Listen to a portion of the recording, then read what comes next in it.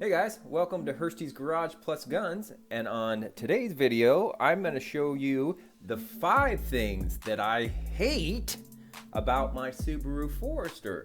So stay tuned to find out.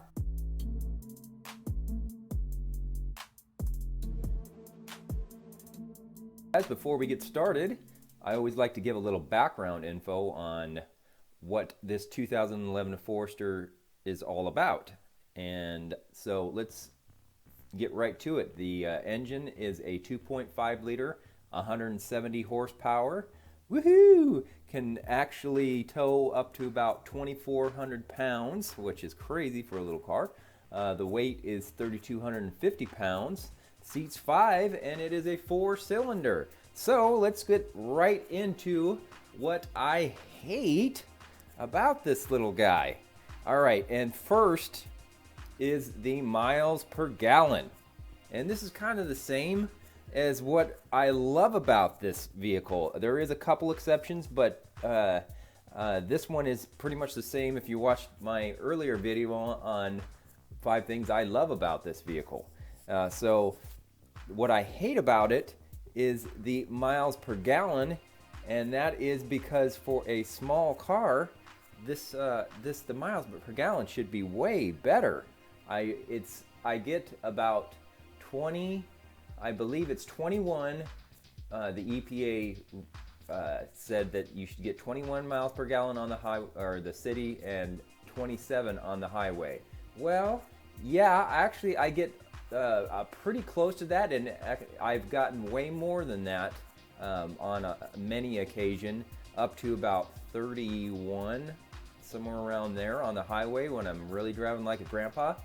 But for the weight and the how small this vehicle is, it should get way better fuel mileage. I'm talking like into the 30s on the city driving, and hope more towards the 40s on the highway driving. I know this is kind of a gripe, but yeah, that's it should get way better gas mileage, and I know the newer ones do. This is obviously a lot older vehicle, so but this is the 5 things I hate about my vehicle. So yeah, I'm gonna gripe about that. It should get better gas mileage for being a tiny little car.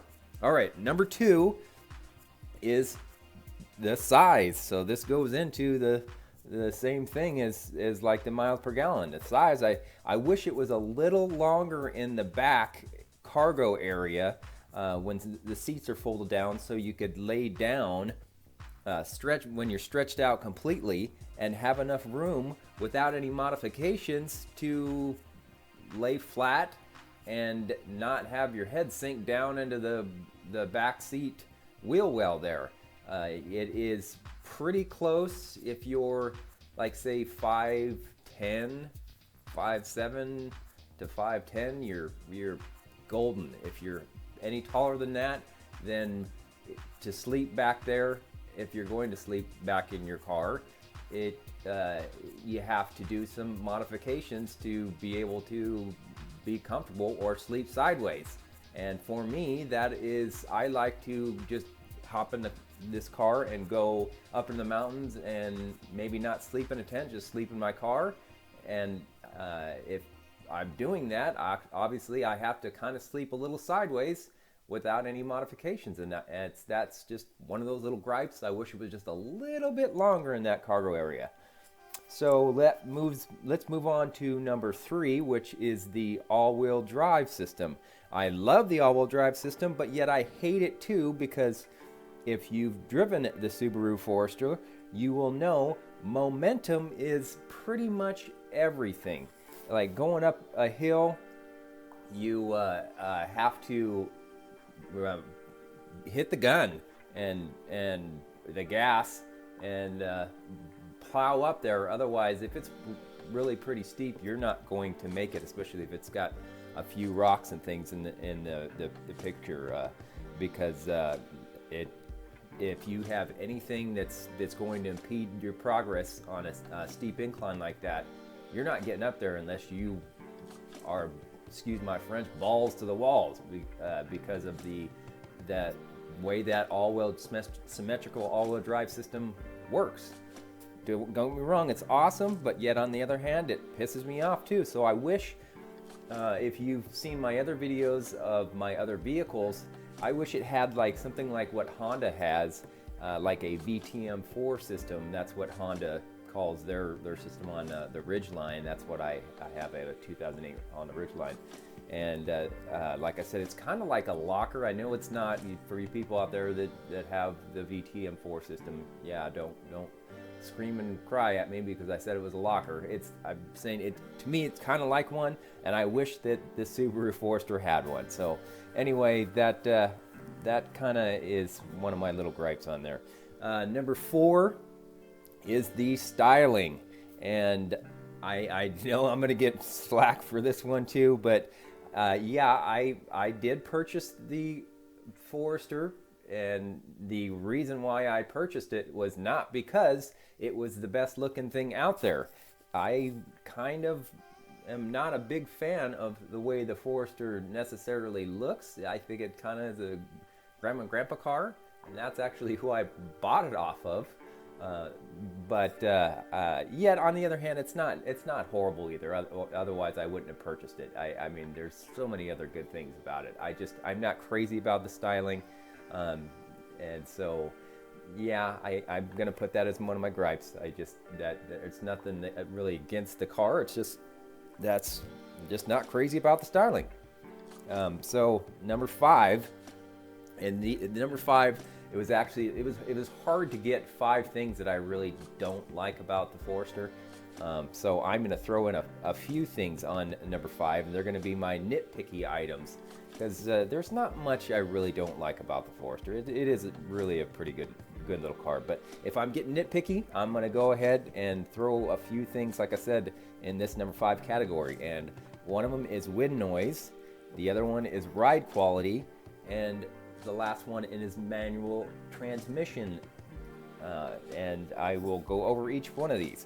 The wind noise, yeah, like I said, these are all nitpicky, so don't get me wrong. It's not like this is it's a horrible car when I say these things, but I notice coming from a different car or truck to this one, the wind noise is a lot more pronounced than it was, like say in my Honda Ridgeline.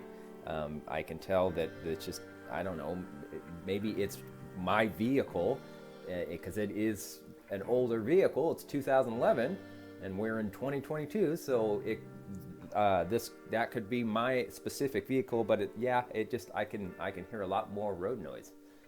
The wind comes in on the windshield and all that, and so that kind of bugs me a little bit. I mean, it's not horrible, but I do notice it. And then that comes into the ride quality. Like I said, all these are kind of subjective, because this could be due to the age of the vehicle or my vehicle specifically. So, but with that ride quality, I've noticed that when I'm hitting bumps and stuff on highways and all that, I feel this a lot more. And it's a smaller car, so yeah, you're going to feel a few things. I just think it's got a little stiffer ride than what I would have liked it to have. Yeah, that's kind of bugs me a little bit, because I wish it was a lot smoother. Yeah, that's just one of those things. And then the last one is the manual transmission. And what I mean by manual transmission is I wish I had one. And they do make the Subaru Forester in these years with a manual transmission. So don't get all crazy and say, oh yeah, they make one. What are you talking about? Well, yeah, they do, but mine is not a manual transmission. It is an automatic transmission. So I wish I had one, and that is just being vehicle specific to my vehicle. So yeah, I can do that, because this is my 5 things I hate about it. So yes, I wish I had a manual transmission. I'm old school. So guys, hopefully you liked this video.